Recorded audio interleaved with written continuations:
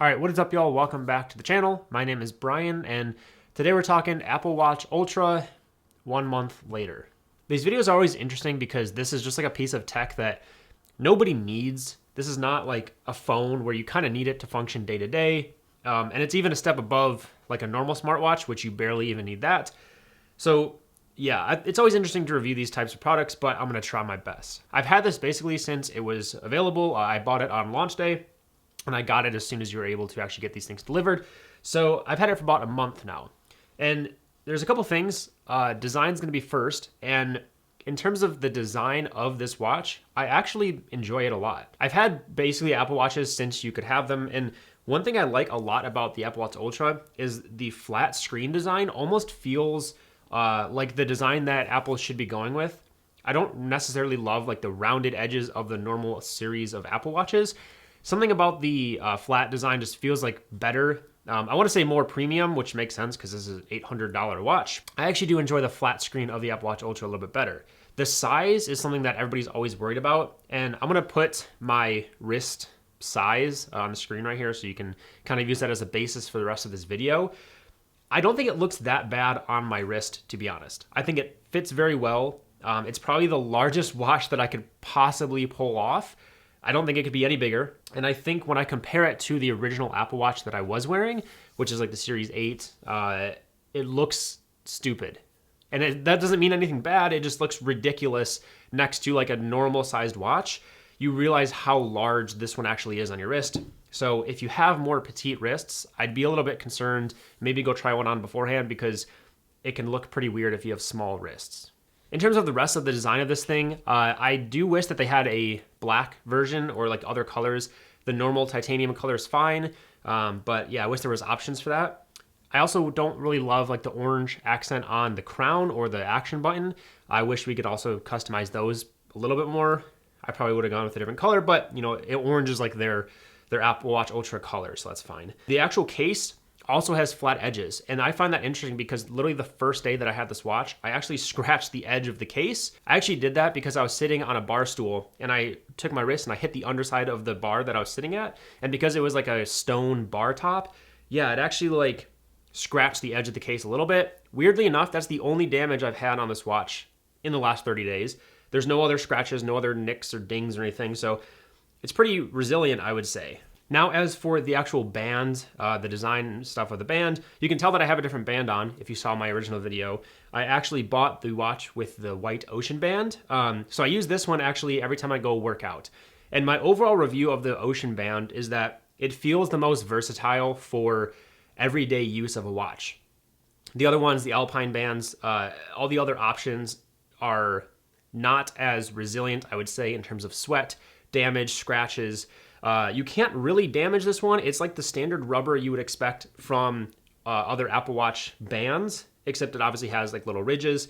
I kind of covered how you can adjust the sizing of this a little bit. You can actually use these holes to put whatever size clasp or like position the clasp wherever you want. So it's pretty versatile in what it can do.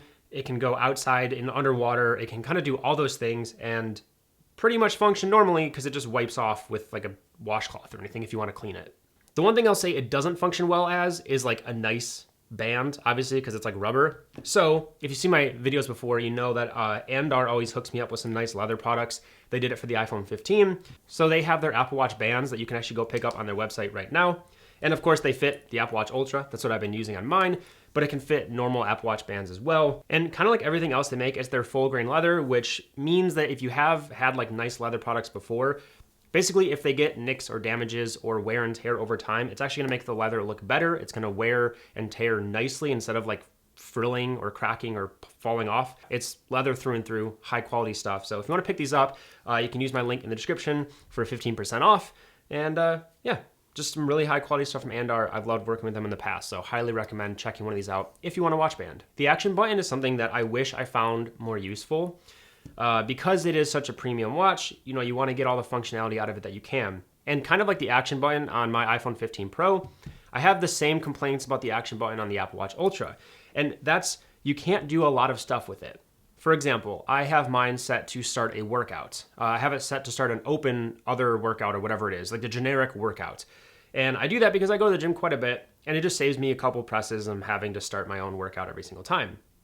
The problem is, one, I accidentally hit this button all the time. So if I'm just like sitting on the couch and I like get up and I, put my wrist down on the couch and push up, I'll hit this button sometimes, start a workout. It's kind of annoying. There's been plenty of times where I've had to like stop a workout that's been going for an hour because I just didn't know when I started it. But the other problem is that when I actually mean to start a workout, I hit it and I do my workout. At the end, I want to end my workout. And the whole point of the action button to me is to kind of simplify things that I do a lot. So I can start my workout with it, but I can't end my workout with it. As far as I can tell, there's no way to customize the action that you take while the app is actually running. And even in the settings, it says the second button is determined by the app. So I don't think you can customize that. I wish that I could set it to end the workout, but I can't. All it does is create like a new workout segment. So it like marks the workout. It's cool for simplifying a couple button presses, but I would not say it's like game changing or anything. It's more a convenience thing to just like do a little button press action kind of shortcut thing instead of doing 2 or 3 taps yourself. So not groundbreaking, but not useless. Battery life is probably the best aspect of this watch. I can comfortably say I charge this once every 3 days. I haven't even charged it today. I didn't charge it last night. I didn't charge it yesterday, and it's at 64%. And this is my daily watch. I'm wearing this every single day, wearing it all day. Actually, I'm wearing it at night now because the battery life is so good. I don't mind like doing the sleep tracking with it. So that's kind of been a positive too. I get more functionality out of it just because the battery lasts so long. I feel comfortable using it in more places. So over the past month, I've kind of done everything I would want to do to test this watch. I've gone underwater. I've gone in hot tubs with this thing. I was a little nervous about that. It seemed to hold up fine in like 100-degree water. I've made wine with this watch. I've worked out with this watch. And nothing so far has been able to really do anything to it except that countertop, which scratched it. Nothing else has done any damage or anything, and the watch has held up extremely well and been really useful throughout the day. The extra screen real estate from this super large screen has been really nice and is probably one of the better aspects of this watch. I really like just how the apps look, especially the fitness app. It just looks like it was designed for the bigger screen, which makes it feel more premium, like this watch actually means something to people who are into physical activity. I will say though, in terms of day-to-day use, I get a lot of weirdness with the software, and I'm thinking it's just a watch OS thing, but specifically the weather app oftentimes disconnects and won't show me the weather on the watch until I actually tap the weather widget and open the weather app. Then it'll show me, but for some reason, the widgets just aren't updating as regularly as they were on my normal Apple Watches. Again, I think it's a watchOS thing, but just something I've noticed. And then the big question that everybody wants to ask is, who needs this? Do I need this? And should I buy it? My answer to you would be, probably not. You don't need this. If you want a watch and you just want to wear a smartwatch, I would say that the normal Apple Watch will probably do everything you could possibly want it to do for the average person.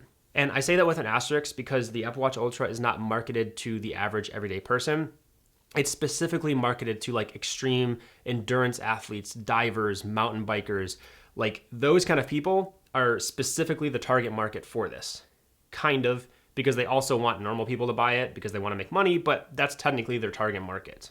If you're doing any of those crazy things regularly, of course, this would probably be a good option for you. It's more durable, it's more rugged, it has a lot more things like the alarm or the siren, so you can set off a super loud siren. If you're ever like mountain biking in the woods by yourself, you get hurt, you can set off a siren, those kind of things, safety features.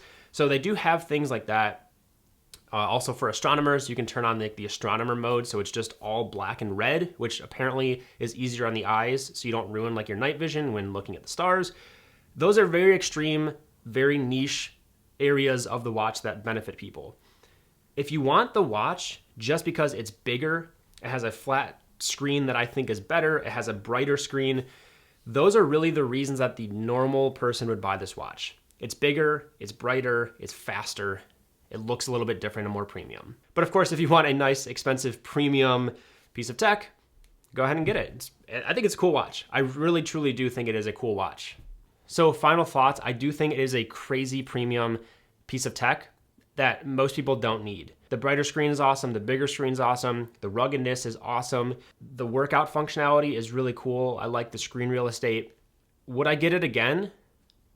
Probably not. If I wasn't doing reviews for these types of things, I wouldn't have gotten this one. I think it's very specific to this review that I wanted to get this one and wear it so I could kind of get a real life experience for it. but you're probably fine just going with the normal Apple Watch. That's the truth of it. Thank you so much for watching. I'd love to hear your opinions down in the comments below. Other than that, I'll see you on the next one. Peace.